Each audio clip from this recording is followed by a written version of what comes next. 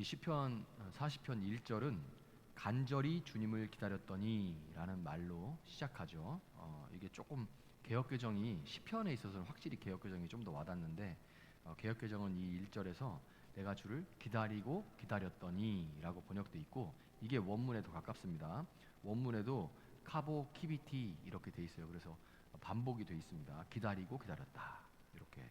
근데 이 기다림이 어떤 기다림이냐? 기다림에는 여러 기다림들이 있죠. 막 손톱을 물어 뜯어가면서 초조하게 기다리는 그런 기다림도 있고, 아니면 정말 어떻게든 버티리라 하고서 그냥 뚝심 있게 이렇게 버티는 그런 인내, 말 그대로 오래 참음의 그런 기다림이 있을 수도 있고, 그 여러 가지 그런 기다림이 있는데, 여기서 말하는 기다림은 기대감의 기다림입니다. 우리가 기대하면서 뭔가가 계속해서 기다리면서도 뭔가를 계속 기대하는 그런 기다림이 있죠. 그런 기대의 기다림이에요. 그래서 기다리고 기다렸더니라는 표현을 통해서 시인은 어떤 상황에서도 나는 여전히 하나님을 기대하겠다라는 그 시인의 마음을 요 기다리고 기다렸더니 카보 키비티라는 문구에 담고 있는 겁니다. 시편에 이런 하나님께 기대감을 가지고 탄원하는, 하나님께 간구하는 이런 탄원시가 참 많아요. 지금까지 우리가 40편까지 오면서도 다양한 개인 탄원시를 봤습니다. 하나님 어떻고 하는 그런 탄원시를 많이 봤는데, 요 40편은 다른 탄원시와는 다릅니다. 조금 달라요. 읽으면서 느끼셨을지는 모르겠는데 다릅니다. 탄원시의 특징이 갑자기 이런 느낌이 나요. 그런 게 탄원시가 많습니다. 그러니까 분위기가 확 반전되는 이런 느낌이 나는 그런 시들을 탄원시라고 봐도 무방한데, 이것도 마찬가지죠. 읽다가 갑자기 이런 느낌이 드는 그런 시예요. 그런데 다른 탄원시와는 다른 게 있습니다. 무엇이 어떻게 다른지 살펴보도록 하겠습니다. 자, 1절부터 4절을 보면 먼저 죽음에서 구원받은 것에 대해서 이 시인이 감사하고 있어요. 1절부터 4절까지를 보면 죽음에서 정말 몸의 질병일 수도 있고, 육체적인, 정신적인, 정서적인, 혹은 어떤 영적인 그런 걸 수도 있죠. 어떤 것이든지 그런 죽음에서 구원받은 것에 대해서 시인이 감사하고 있는 부분이 1절부터 4절입니다. 2절을 보면 멸망의 구덩이라는 표현이 있고요. 이게 이제 개역개정에서는 기가 막힐 웅덩이, 아까 우리가 찬양할 때 기가 막힐, 거기선 바위라고 했네요. 기가 막힐 웅덩이와 진흙탕, 수렁에서 건져 주시며 나의 발을 반석 위에 세우시다, 이러죠. 그게 이 멸망의 구덩이와 진흙탕이 우리가 생각할 수 있는 그런 아주 끈적끈적하고 헤어나올 수 없는 무덤과 같은, 뻘 같은 그런 죽음과 같은 상황을 일컫습니다. 거기서 그 발을 반석 위에, 안전과 안정을 상징하죠. 이 반석으로 하나님께서 옮겨주신 거예요. 그래서 하나님의 이 극적인 개입하심으로 인해서 죽음의 자리에서 생명의 자리로 옮겨짐을 이 시인이 경험을 했다는 것을 우리가 2절을 통해서 알 수가 있습니다. 그래서 지금 3절을 보면 새 노래로 부르자 랄라라 그러죠. 새 노래, 하나님의 이 위대한 구원 행위와, 이 새 노래라는 것은 특별히 어떤 무슨 다른 버전의 그런 노래가 아니라 하나님의 위대한 구원 행위와 기도의 응답을 찬양하는 겁니다. 그래서 사실 새 노래라고 해도 가사는 거기서 거기에요. 우리 찬양들도 보면 가사는 거기서 거기돼요. 다 하나님을 찬양하는 곡인데, 그러나 그것을 부르는 사람에게는 그것이 새 노래입니다. 왜냐하면 하나님의 구원은 늘 새롭거든요. 그러니까 새 노래를 지금 부르고 있는 거예요. 자, 그래서 이 새 노래를 부르면서 시인은 개인적으로 구원을 얻었지만 많은 사람 앞에서 이것을 공개적으로, 공적으로 감사합니다. 이것을 지금 쉬운 말로 하면 교회에서 우리가 하는, 혹은 어떤 집회에서 하는 간증이라고 할 수 있어요. 그러니까 새 노래를 불러서 하나님을 찬양하면서 또 이것을 그냥 나 혼자 알고 있는 것이 아니라 공적인 자리에서 공개적으로 간증도 해요. 자, 이렇게 간증을 시인이 하니까, 죽음의 생명으로 하나님이 옮겨주신 다음에 간증을 하니까 이 간증을 본 많은 사람들이 은혜를 받고, 지난번에 이제 우리 김우희 전사님도 간증 올렸죠. 설교만큼 긴 간증이었는데 사실은 그 시간으로도 안 되죠. 그게 어차피 원래 불가능한 일이었습니다. 그 시간에 인생을 이렇게 하나님이 인생 가운데 역사하신 걸 담는다는 게 어쨌든 막 꾹꾹 눌러가지고 한 20분 정도 한 것 같은데, 제가 설교 올리는 것보다 더 조회수가 많이 나오고 있어요. 예, 이제 배가 아파서 내려야 되는지 어쨌든 이렇게 사람들이 은혜를 받는 거죠. 왜냐하면 평소에 교육자가, 특히 여자 교육자 같은 경우에는 자기 삶을 이야기할 시간이 별로 없습니다. 그런 기회도 없고요. 뭐 보통은 우리 장로교 합동 측에서는 여자분들은 뭐 애들 이제 상대로 설교하는 초등부, 유치부, 뭐 유년부, 유아부, 영아부 뭐 이런데 거기 애들 데리고서 막 내 인생이 말이야 뭐 이렇게 얘기할 수도 없고요. 그러니까 목사들은 그나마 조금 뭐 이렇게 예화를 통해서 조금이라도 얘기를 하는데 여전 사람들은 얘기할 시간이, 기회가 없죠. 자, 그래서 그러셨구나 이런 얘기들을 이제 듣고 이 시인도 마찬가지로 사람들이 은혜를 받은 거예요. 하나님이 저 사람의 이 삶을 통하여서 저렇게 역사하시고 살아계신 하나님께서 당신을 나타내셨구나 이렇게 보면서 은혜를 받고 하나님께 돌아오는 일들, 아예 안 믿던 사람들이 돌아오는 일도 있고, 요즘은 많지 않죠 그런 일이. 근데 예전에는 간증 집회 같은 거 하면 믿지 않는 사람들도 회심이 일어나는 경우가 참 많았습니다. 그때 이제 사람들의 마음이 가난한 그런 시절이 한국에도 있었죠.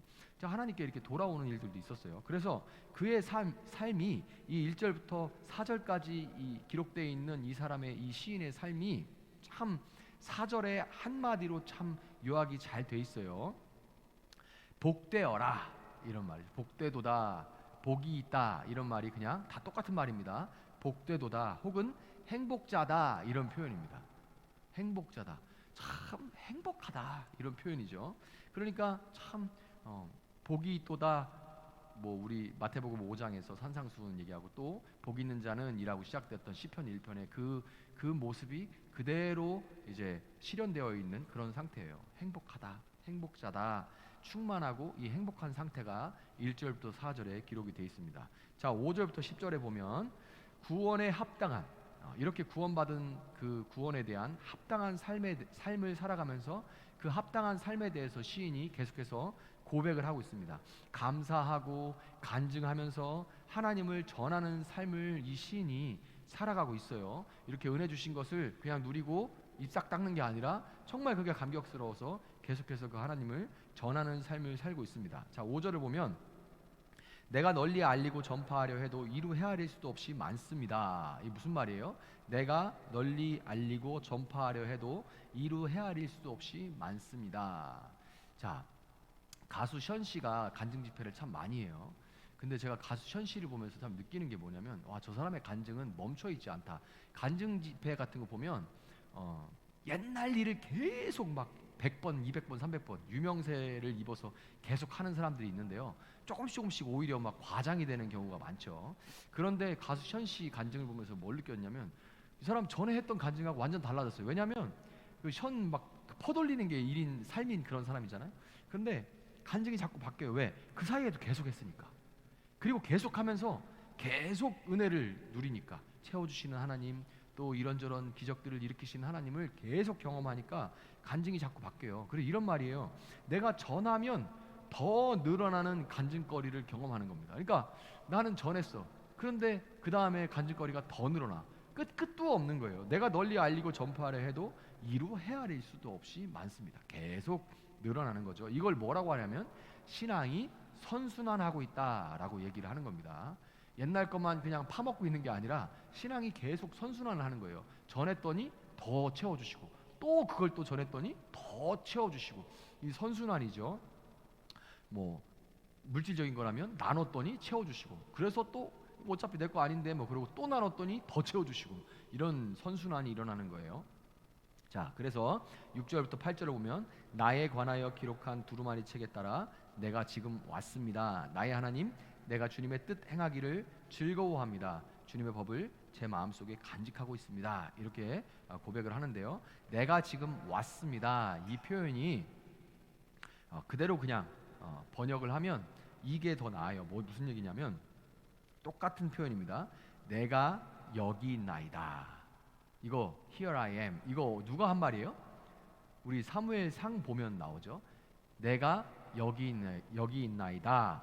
말씀하소서 주의 종이 듣겠나이다. 이거 누가 한 얘기? 사무엘이 한 얘기죠. 똑같은 표현이에요. 내가 지금 왔습니다는 내가 여기 있나이다. 말씀하소서 이런 뜻이에요. 그래서 이 시인은 사무엘과 같이 두루마리책 뭐예요? 이때 당시에 구약 성경이죠. 곧 이 토라 모세 오경에 자신이 수행해야 할 것들이 기록되어 있음을 잘 알고 하나님이 주시는 임무들, 하나님을 맡기시는 것들을 완벽하게 수행할 마음의 준비를, 또 필요한 것들을 늘 준비를 해놓고 각종 제사, 그러니까 예배를 드리는 것뿐만 아니라 그 이상으로 구원받은 자로서 일상의 삶에, 일상에서 만나게 하시는 모든 일들에 충실하고자 노력하고 있습니다. 또한 시인은 이렇게 예배하고 일상에서 믿는 자로서 나누고 베풀고 참고 인내하면서 또 축복하면서 그렇게 살아가는 동시에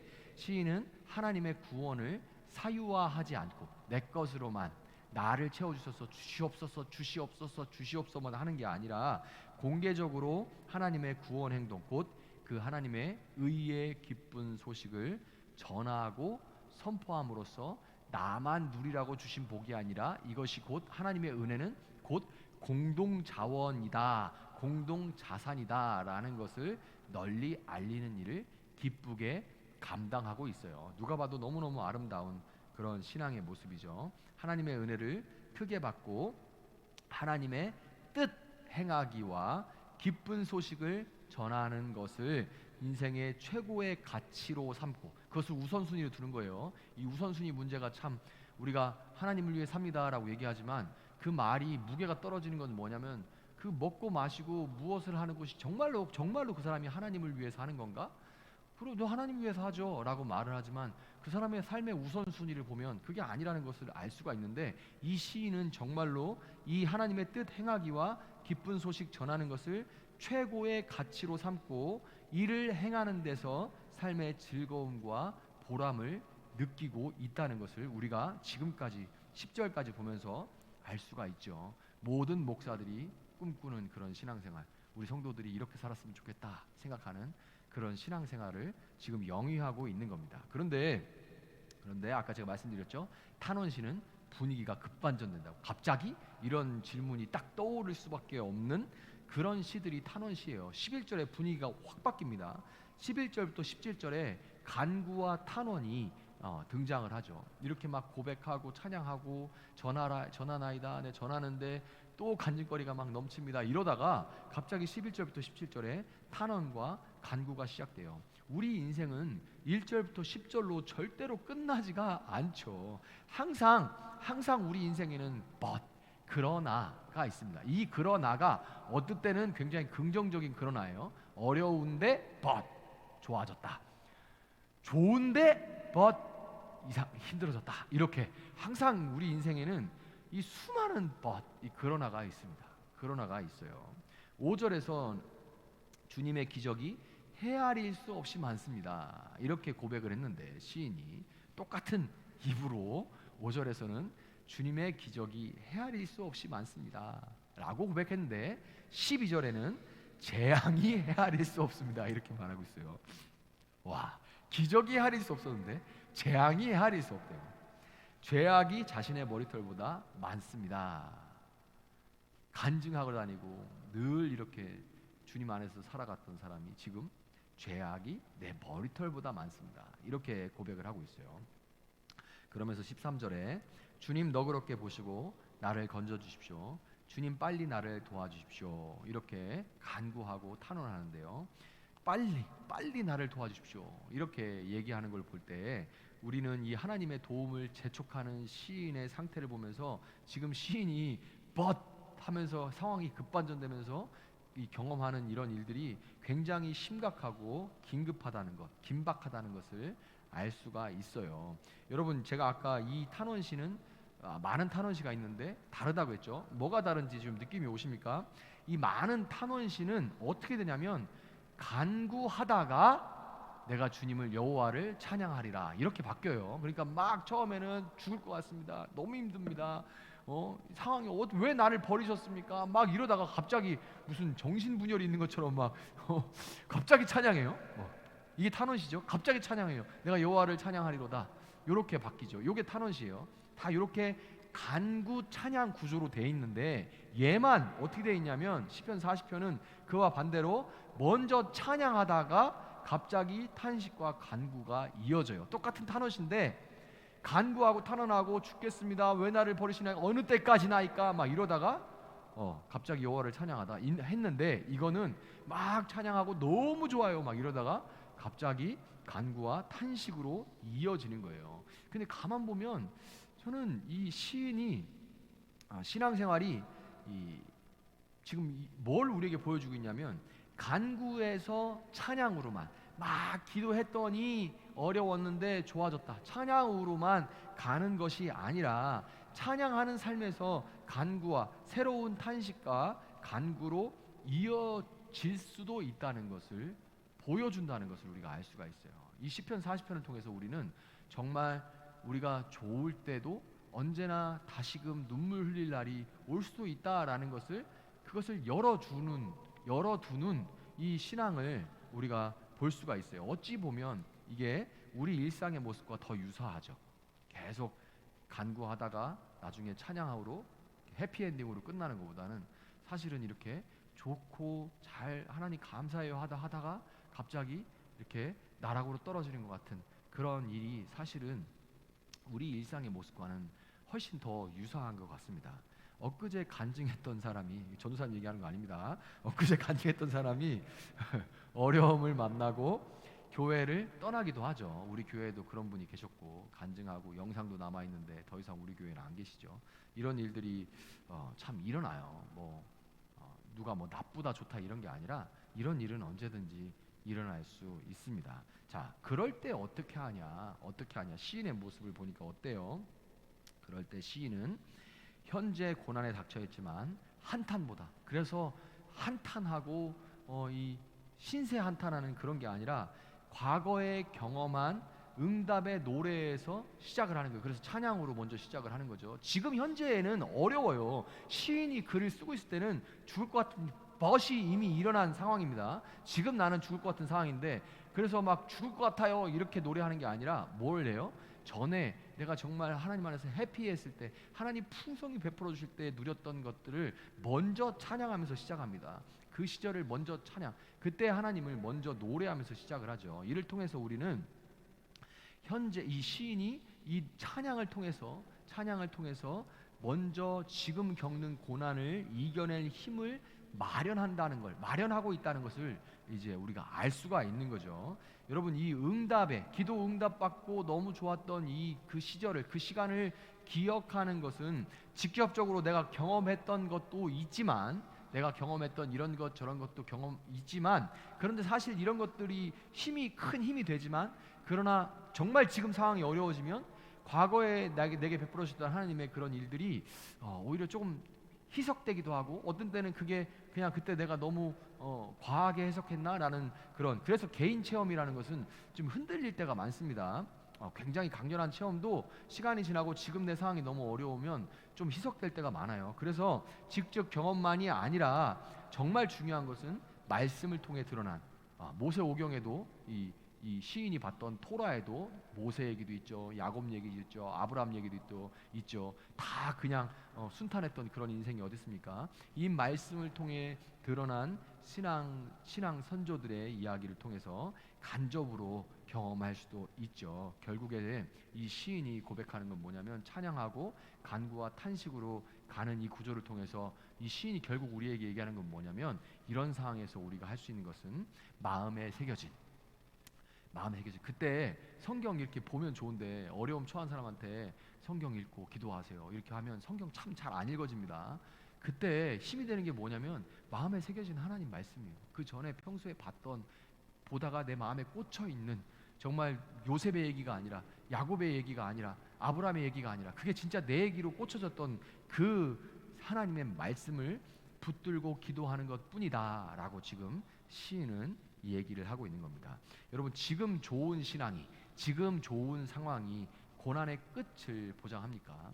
아니죠. 절대 아닙니다.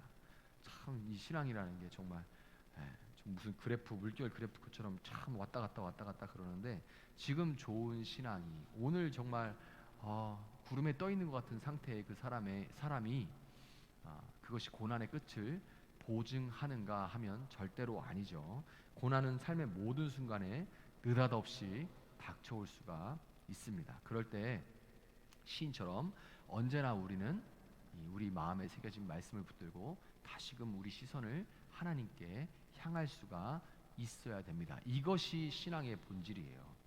어느 때나 다시금 하나님을 바라볼 수 있는 것, 그것이 신앙의 본질인 줄 믿습니다. 고난을 겪을 수 있지만 좌절하지 않고 사방이 대적에 둘러싸여서 사면초가로 어느 한 곳도 탈출구를 찾을 수 없는 것 같다 할지라도 시선을 다시금 하늘로 향할 때 무한한 하나님의 구원을 다시금 경험할 수 있는 여러분들이 될 수 있기를 예수님의 이름으로 축복합니다.